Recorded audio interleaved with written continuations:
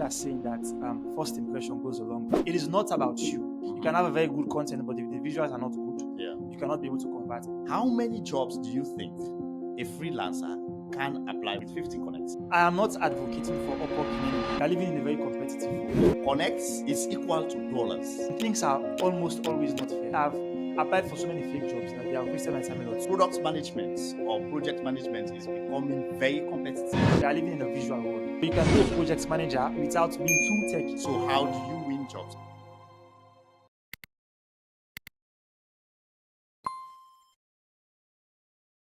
Alaji, welcome to another episode of the African Note podcast. I remember the last time you were here in one of our first episodes. That was really amazing. Today, we actually want to focus on three things. One is the progress and consistency that you've had on Upwork. Upwork has been it's becoming something crazy, but you have been super consistent on this platform. So I'll be asking you some questions around that. And the second thing we want to talk about is how do we really optimize for success on a freelancing platform like Upwork? Especially our profile. How does the profile, like the anatomy of the profile, the breakdown of the profile, how does it impact you as a freelancer? I know a lot of my audience or the people that are listening to us have been struggling with this. Some of them are thinking, and I want us to go in detail talking about this topic today.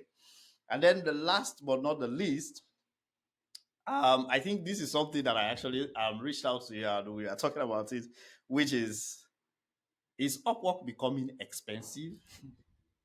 If it's a yes, Upwork is becoming expensive. Let's dive deep. What does this mean for freelancers going forward, especially the future for freelancers? So guys, if you're out there, stay tuned. We are going to dissect these topics and it's going to be fire. This guy is currently on fire on Upwork, and I think he's going to help us to talk about these topics. Okay, so the first thing that we want to talk about is I saw when we talked the last time, your profile was on product management. You started as a virtual assistant, and then later you decided to switch to product management, and then now you've gone again to virtual assistant. What's the deal there? Yeah, so first of all, thanks for having me, Jesse. Firstly, I wanted to learn product management. You get it? So I was not like a certified product manager by then, but I wanted to learn it. Yeah. Mm-hmm. And but I will not be learning product management or whatever, and I'm not making some money. So I said, okay, let me just find something temporary, like an executive assistant, because I have the skills. I know how to manage calendars. I know how to manage emails. I know how to create documents and a bunch of other things. I know how to do them already, right? So let me start with that to be making some money whilst I'm learning other things. And that's why I was having a product management on my profile. Get it? So yeah, so after some time, due to certain reasons, I knew product management was not for me. So I switched. So currently I'm a copywriter, basically, even though it is not on Upwork because of certain reasons again. So as I was saying, so I was learning product management and whilst being a freelancer for executive assistant. So I'll be making some money, and then I will switch again to the field. But now I'm a copywriter, so I'm not sure if I'm going to go to product management anymore. So basically, what I'm hearing, what you're saying is, it seems as if you are kind of looking at the Upwork platform, the way changes are happening on this platform on a regular basis, Sure. and you have been really aggressive on this platform to be successful, and because of that, you are also making changes, adjustments to your own specialization. Is that the case? Of course, yeah. So basically in life, I don't think it is nice to have a fixed mindset. Okay. Like for instance, I want okay, let me just take it back. When you were a kid, when growing up, right, you said, okay, I want to be a lawyer. But as time goes on, you change. Yeah. And it is nice to change in certain scenario. I'm not saying you should not be focused and be fixed at certain things, but sometimes if it is necessary to take another step, you have to take it, right? Mm-hmm. So yes, I have to be adjusting based on how things are going, and also based on my skills. For instance, I know there are certain things that are stopping me from becoming a very good product manager. So I decided to switch. and I focused more on marketing. So basically, I'm a copywriter and I also do other things surrounding marketing, basically. Yeah. Okay. So as I was saying, so I have to be making the adjustments based on how the platform is going, based on what what can I say? What clients want, like the demand of jobs. You understand? Mhm. Product managers and project managers, first of all, there are so many project managers nowadays. So everybody wants to learn project management because it is not too techy. You get it? So like if you want to learn software development, you have to know a lot of IT. Mhm. If you want to learn some web design, you need to there are some technical stuffs, right? But you can be a project manager Mhm. without being too techy, even though there are technical stuffs involved, right? But you cannot be so everybody is going that path. So it's becoming ultra competitive. I think that is one of the reasons why I decided to switch. So what you are saying basically is that you have to look at the niche where you belong and then see whether it is highly competitive. And what you have observed is that product management or project management is becoming very competitive, and winning jobs within that domain is really challenging.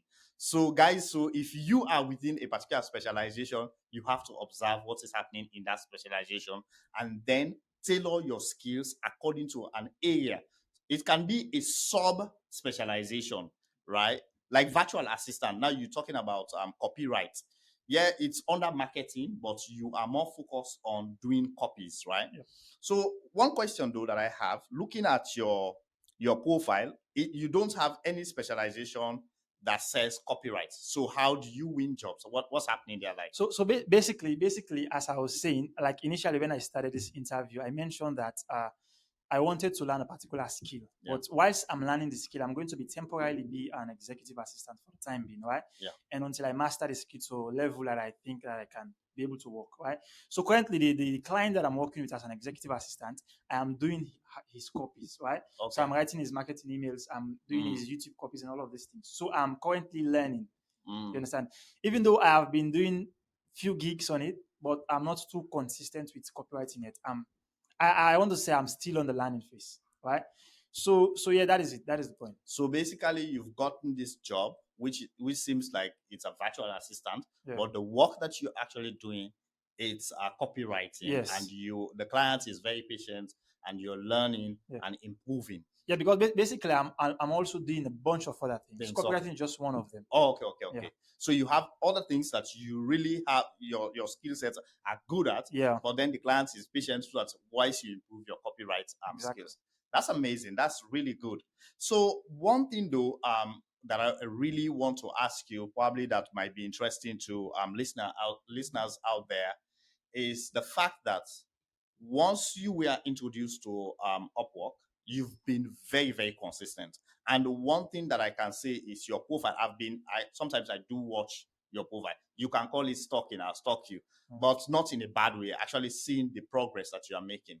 I see that your profile consistently it's kind of changes. You make adjustment to it, and this latter part before we have this conversation, I was just doing some research on you, and I saw this latest profile. It is super impressive. The way you've written it, the way you laid out, and the way you've explained how you are going to solve a client's problem. Now, I can tell you for fact, there are so many freelancers out there, the way they organize their profile, it is not up to that standard for them to be able to win a job. Tell us the secrets. What do you do in your mind? Like in terms of as an expert in this, what would you advise somebody to really do if they want to get an outstanding profile? Yeah, so first of all, you have to understand that there is a popular saying that first impression goes a long way, right? So what I want you to know firstly is if you're a freelancer, let me just say you're a video editor. You're a very, very good video editor. So when a client sees you online, the client doesn't know you're a very good video editor. I like that. That's the first time that you are meeting. He's not gonna see Jesse and so he's a very good product manager. He's not gonna know that. Never. So you have to find a way to communicate that to the client. Yeah. You get it? Yeah. So if you want to create your profile, your Upwork profile, the first thing you're going to do is try to plan it. How are you going to plan it? First of all, understand what the client wants, like what he or she is looking for. Right? Let me say if you are a video editor, right? Why would someone hire a video editor? Why will the person not do it? So you are talking about like the pain points. The pain points, Yes, exactly. so you have to list the client's Pain pain points. points. Okay. What are their problems, right? So if Okay. I want to hire a graphics designer, it is because maybe I have poor quality images that I'm sharing on my website or social media handles. So I want somebody to optimize it. Yeah. Because we are living in a visual world. You can have a very good content, but if the visuals are not good, Yeah. you cannot be able to convert people, right? So if that is the case, you need somebody that is a very good photo editor or graphics designer to do your graphics, right? Yeah. So that is the case. So the first thing, understand why will somebody hire you? When you understand that pinpoint, and you have to build your strategy around that you are trying to solve that client's problem. So if you have that mindset, you also understand that it is not about you. Of course, your skills and your experience will help solve the client's problem, but it is not particularly about your skills and experience. It is about how you use those skills and experience to solve the client's problems. You get it? That is an important point. To be Yeah. honest, I want you to hold on to that, because let me just comment, because one thing that I've seen, a lot of people come to me, Jesse, can you please mentor me? Can you please help me? But it's not just about your technical, it's not your expertise don't matter unless you are able to convince a client that you are able to solve their problem. And guys, if you look at Alaji's profile right now, what he's saying, I can save you 10 hours per week. Because why? If you are a virtual assistant, what a client really needs is to save time. They don't have time to do those minor jobs. Like, they want to save that time. Yeah, exactly. So, sorry to come in. Yes. That is the point, because as an executive assistant, it doesn't mean that the client don't know how to do your job. Thank For you. instance, Yeah. to manage emails, to manage calendars, to create documents, to post videos on YouTube, and some of these things. Anybody that understands how to use computer or have been using computer for quite some years know how to do that. You Yeah. get it? But they don't have the time because they have other things to do. So they need somebody to help them. Yeah. You understand? Because they want to, their problem is time. Time The is their pain- problem. The pain That's point. the pain point. Yes. They want to save time. So that is why if you look at my profile, the first paragraph, I'm talking about that. So Yes. this is what I'm going to do for you. I'm going to save you some hours. Yeah, definitely. Okay. So, guys, as you can see, this is not like I usually tell people. When you want to make money online, one of the easiest way to do it is through freelancing. A lot of people think this is a joke. Now there are so many ways you can start to hustle online, but most of those other ways, they are really difficult for you to break through and start make money. But freelancing, you have the skills. All you need to do is to learn from people like Alaji, who has been working and has created this system and is now talking about this system. So if you pay attention to some of these things, you might be able to learn one or two things. So let's continue now. You said the first thing is to understand the pain points of the client and then list those pain points. Then create a profile around those pain points so that when the clients reach your profile, they can see exactly the needs that they have. Then they will be able to contact you. Of course. So how have you optimized your profile? What do you normally do to keep it updated and up to standard? So I think around the start of the interview, you mentioned that you were kind of stuck in my profile, which is a very good thing. Yeah. That is the same thing that I do to other freelancers, right? So you have to, first of all, you have to look at. So you are saying stalking is good? It is a good thing. Okay, there is no such thing as reinventing the wheel. You don't have to do everything like originally. Okay. Even let me just use so if you look at Apple, for instance, right? Samsung will have produced a feature, and then Apple is going to do the same thing and optimize it. Yes. Not all their ideas are original, so it is not a bad thing to stalk somebody and then copy from the person and make it better. Yeah. It's not a bad thing. So what I do when I want to optimize my profile, I like I'm in the executive assistant niche, right?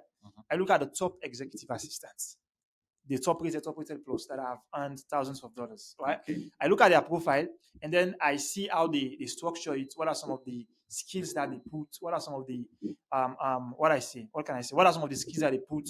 What are some of the things that they are doing? And I copy from them. I'm not going to do a copy and paste. That's not what I'm saying. You're not going to take exactly what you see and paste it, but just learn from it. Like this is the way they structure their profile. This is the way they make their heading. This is the way they do this. Okay, I'm also going to do this in my own way. Right? Okay. So that is the thing. So basically, the way I normally communicate what you have just said is to create your own system. Yep. Until you carve out a method how to optimize your profile. And most people, they think that once you create your profile once, and that is it. it's okay. You don't have to touch it again. It is okay. What do you think about that mentality? I think that is a wrong mindset because things always change. So in any niche that you are in, whether you're a graphics designer, whether you're a product manager, whether you're an executive assistant, things always change. There are different tools that comes in. There are different skills. For instance, if you're a video editor, maybe you are using Premiere Pro to edit videos, and now there is CapCut. You can switch to CapCut, or even if not switching to CapCut, you can add CapCut as a skill. So if you just put your profile there and just be constant, you're not changing it, you're going to be outdated. Yeah.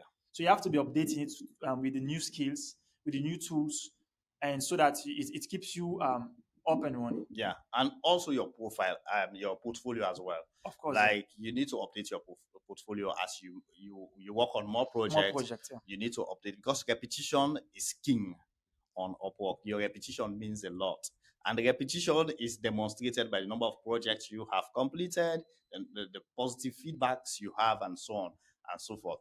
Anyways, Alaji, we are happy with this kind of feedback that you've given us, and I know our listeners have learned from this. So your profile is basically a living, I would say a living profile for you. Like it has, you have to go there constantly and make changes. And it's not like a copy and paste, because if you copy and paste, you are basically not doing good for yourself, because you have to stand out. You have to make sure when a client sees your profile, they see something different that they have not seen in the last couple of profiles that they've looked at, and then they will be impressed and interested in sending you an invite. Now, I talked of invite. Now, this will take us now to the next topic that we want to talk about, which is, do you think Upwork is expensive? Upwork is crazily expensive. in fact, I actually don't mean to disrespect, but Upwork are what term should I use? They are, I don't want to call them thieves, but they are exploiting people. They're exploiting freelancers, because Upwork is one of I will say maybe the only platform that charges back and forth. What I mean is, so if you look at normal, let me just now let me use Google for instance, right? Mhm. Let me just say you want to run a Google ad. Yeah. If let me just say I have a product, I'm selling this mic. Mhm. If I'm selling this mic, I run a Google ad. Google will charge me for the ad, of course, right?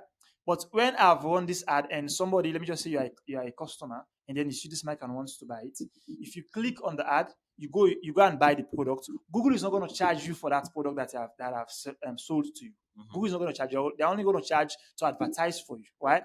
But if you look at Upwork, you're going to pay for you to have an availability badge. You're going to pay for it to connect every day. Yeah. Also, you're going to pay to apply for jobs. Mhm. Whether you boost your profile, whether you don't boost your profile, you're going to pay to apply for jobs. And when you win the job, you're going to pay a commission as well. And the client is also going to pay a commission. So it's like a double or triple charges. Yeah. So I can say maybe they are the only ones doing that. So Okay. that's why I say they're exploiting freelancers. So because this really, I have gotten, like, people have reached out to me. Imagine you are a new freelancer coming to the platform, right? I know you are experienced, and maybe you are making money from the platform, and you can afford it to compete. Yeah. And competition is not wrong. Like, I don't have any problem with competing, but when you think of how much you spend just to apply for a job, I want us to focus on that, because let's take it step by step, okay? So when you create an account on Upwork gives you like 50 connects for new account. I have actually tested this. When you create an account, they give you 50 connects.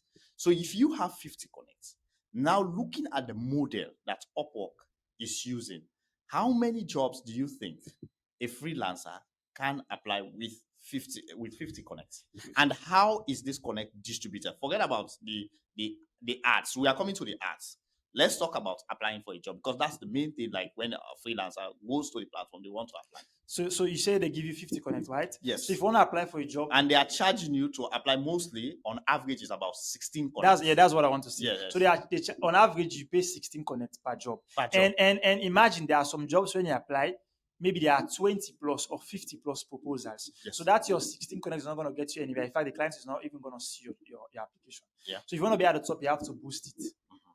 And sometimes even the 50 is not going to be enough to boost. Sometimes. Yes. Because I have seen 100 connect boost. I have seen 150 connect boost. Yes. Well, on average, let me just say 30, 40 connect. Okay. So realistically, if it is a very competitive job, that 50 connects can only get you to apply for one job. For one job. So imagine. So what this means is that, and this is just for to apply to For just, one job. to And just bid. It's just like yes. for you to send a proposal. No guarantee that So you'll get the job. you don't have guarantees whether the client is going to see the job Yeah. and to even look at your proposal. Okay. You don't have guarantees whether the client is going to invite you for that job. You don't have any guarantees that they are going to send you a message for that job. Nothing like that, right? So you are spending 16 connect, which Upwork is going to charge you first. And now they created a new feature which they call bid for the job. Basically, for you to bid for the first, second, third, and fourth position.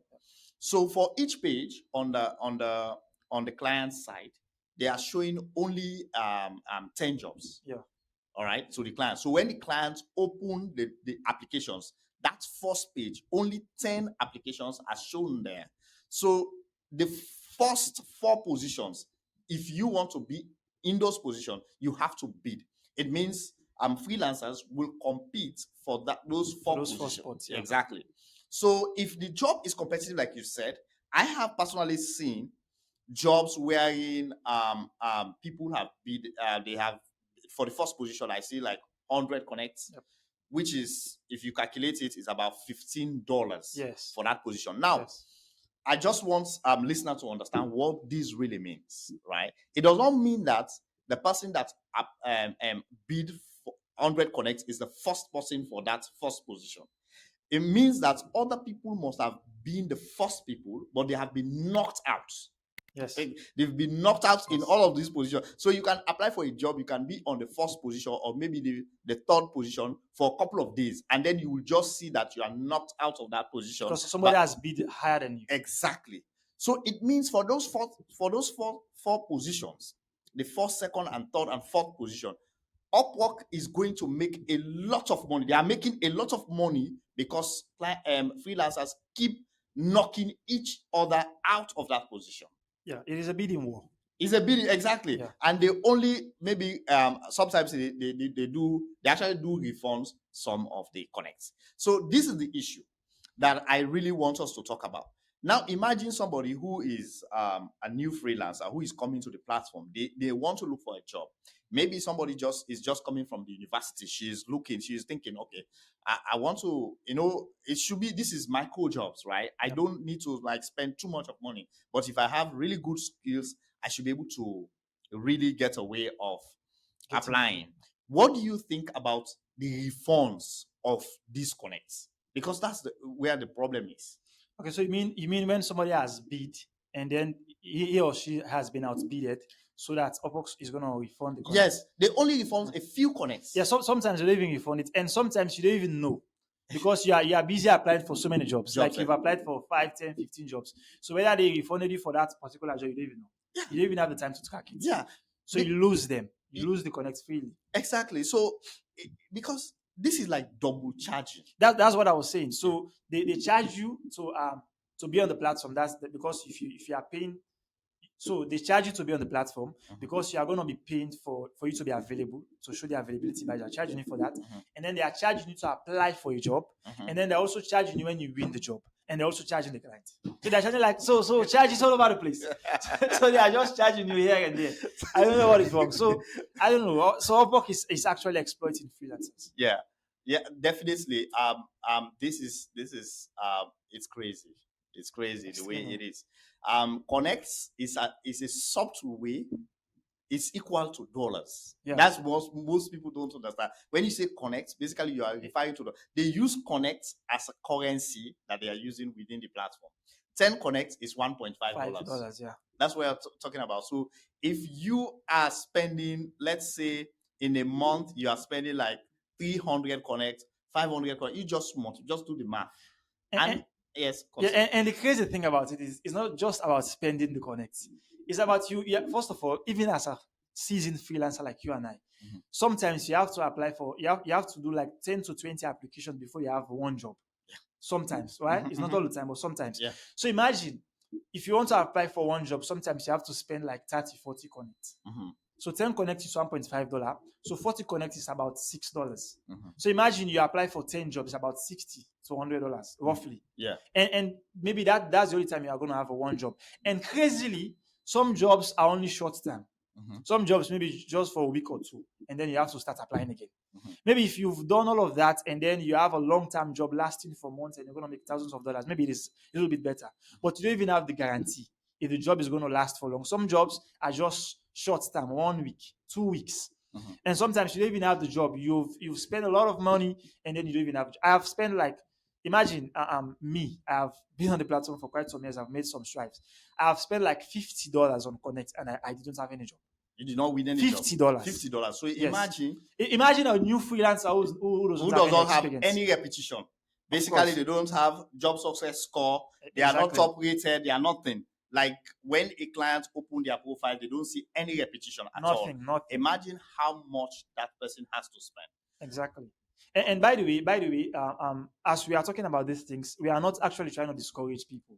Yeah. Like don't go on Upwork, don't start freelancing. That is not what you're trying to do. We are trying to point out the fact so that you are aware of those facts that this is the way things are. Exactly. And then by the way, as we are going to learn you like some strategies, some tips on how you are going to Yeah. combat some of these things. This So we are not is- actually trying to discourage people from Yes. from avoiding freelancing. It's That's a, what we are it's, trying a, to do. it's a good point. It's Yeah. a good point. So let me just list the different things that actually consume Connect. And I think I like your point, which is we are not trying to discourage or trying to bring down Upwork, but to just think that maybe Upwork needs to take some steps to see how they can help freelancers. Because to be honest, winning a job on Upwork is a nightmare right now. For me personally, I have actually done a test. Like when you are explaining that, that's why I was listening to you. I have tried, I have spent, I have bought like 600 connects just trying to apply, and I was bidding. Now I'm competing because I would say I am like top 2% on the Yeah. platform, right? Yeah. So I'm competing with big guys, like they are spending 150 connects on bidding. Wow. Just for jobs. Yes, because they want to win the job, right? Because the job, first of all, maybe the rate is high, and it's quite it aligns with their skill sets and experience. So you have to compete at that level. So competing at that level, and what I did was I tried to apply for jobs that I was not bidding for. None of the applications, like I think it's only about one or two that I actually got that were opened by the client. So it means if you don't bid, the clients don't even see you. Exactly, that's the point. Because the bidding now has put you in a position wherein the clients, first of all, will know that you have invested, and they are not even showing the number of connects and the cost. If you do that, be transparent. For me, Yeah. I would suggest if somebody bids 100 connects, let the client know that somebody has bidded for this position is 100 connect and they have spent this amount of money. Yeah. Yeah. Put it there. So even if those people are knocked out of the position, they should still be the people that you should bring up so that the client know how much that person has spent for them to apply. But I believe I am also a client on the platform. I don't see that. When you are looking at the applications, nobody sees that. Yeah, And that is unfair. That's unfair, because if you can you imagine you spend $15 just to apply for a job, apart from the 16 connect or 20 connect they might have charged you for just the application of the job, and then you go, your application was not even open. That's not It is very discouraging. it's very, very discouraging. It means you are spending close to like $18 to $20 just to apply for a job, and you the client does not contact you, you are not guaranteed anything. You're just throwing some money out of the window. Exactly. So this is making it very difficult. I know Upwork is big, it's a global platform, but this is how platforms fall. Yeah. When they start fall, because now you see a lot of freelancers are discouraged, and some people, they have agencies.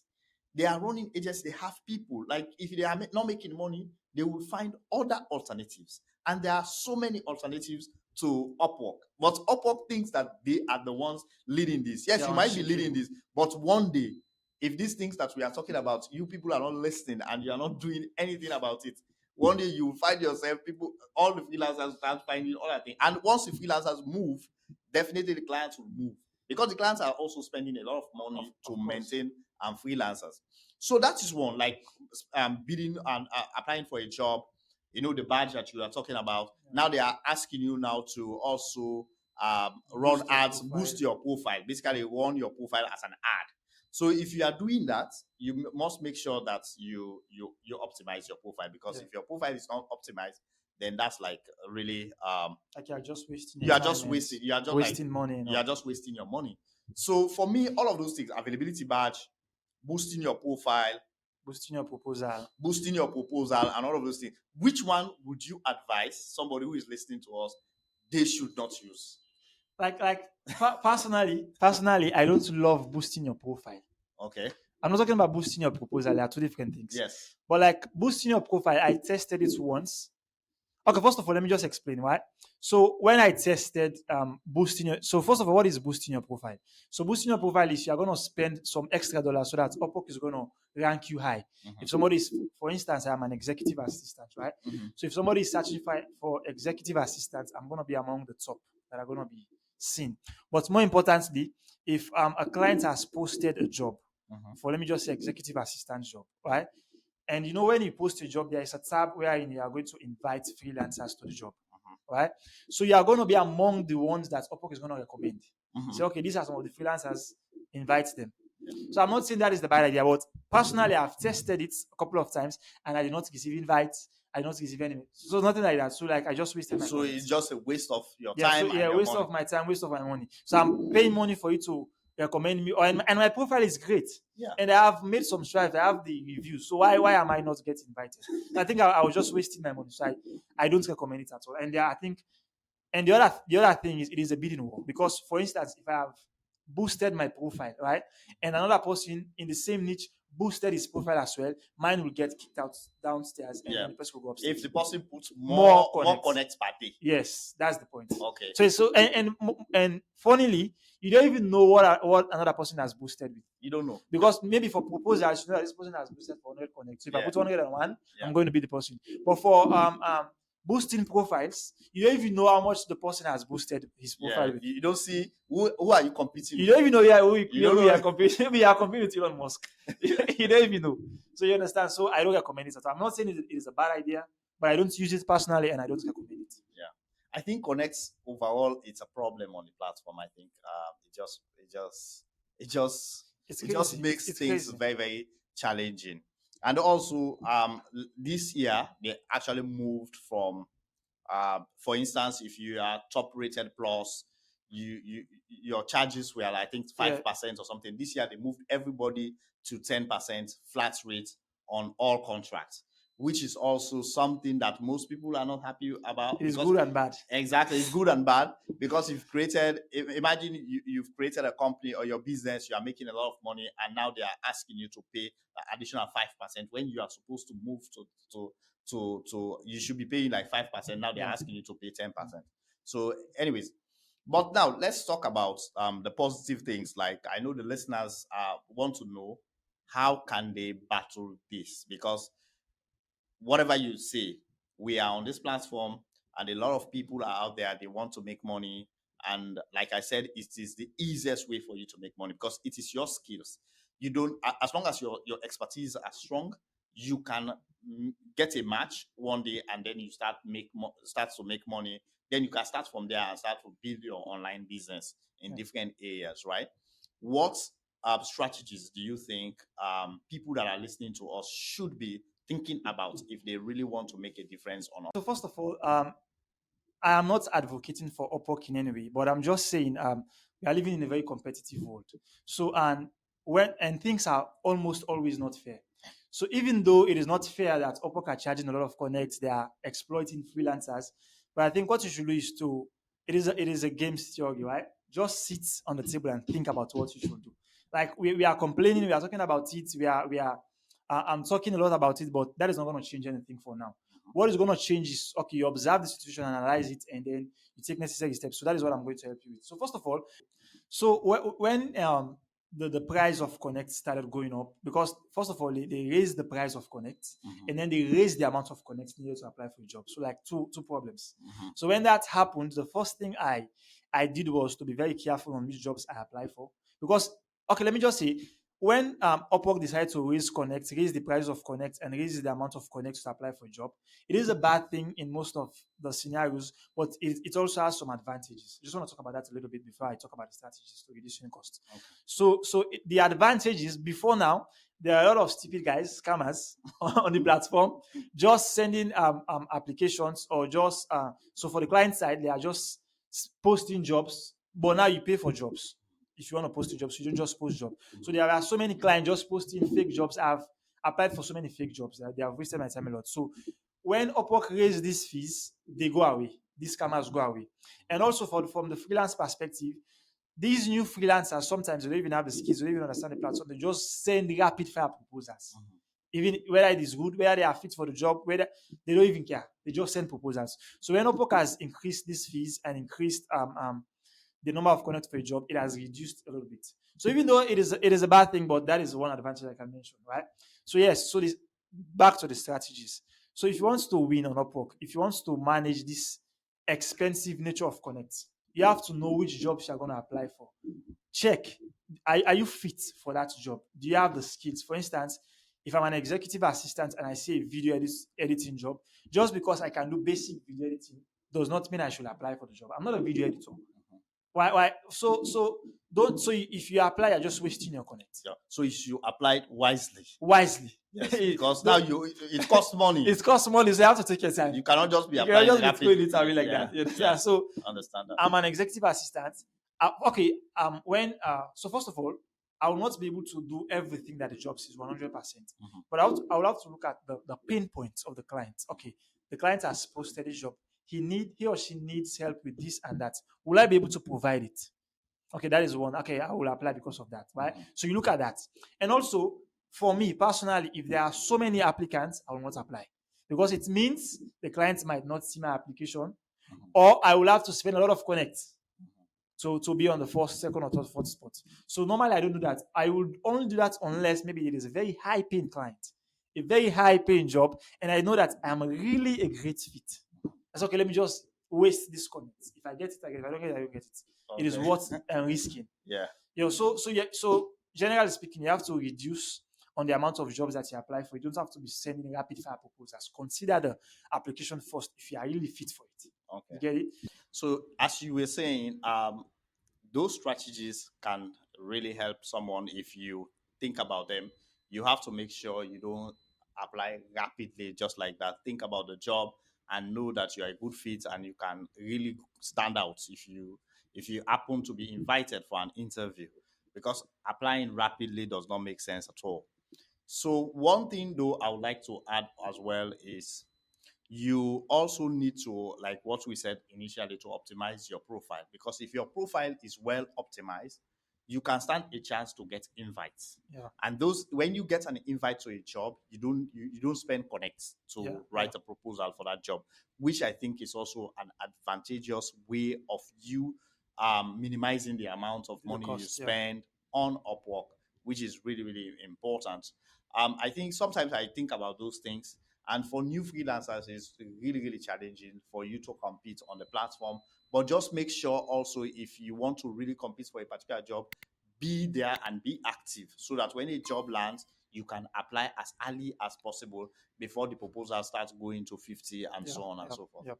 What do you think? Is there any other thing that you probably might want to add? Yeah, of course. I think you have to be a master of writing proposals. That is key, because what I'm saying is, if you know how to write good proposals, maybe the number of applications that you're going to send is going to reduce. In other words, you're going to get a job faster. But if you don't know how to write proposals, you're going to be applying, and that is more money, more connects, right? But if you know how to write proposals, you're going to apply for a few jobs and then have one. You get it? So that is also another very important point I want to add. Definitely. So I think those strategies, if you really want to do well on the platform, those are strategies that you really need to internalize and find way. Writing proposals is key on this platform. Like if you don't know how to write proposal, you are out of the game. And it's not about copying and pasting. It's about you creating your own method, a system that can help you to stand out. When your proposal lands before a client, the client is impressed and they are interested to talk to you. So guys, there you have it. This has been a really great discussion with Alaji, helping us to expand on some of these issues. And we want to thank you to have you on the studio, Alaji. Yes, Jesse, thanks for having me. It was a very good episode. Looking forward to having future ones. Thank you, and see you on the next one.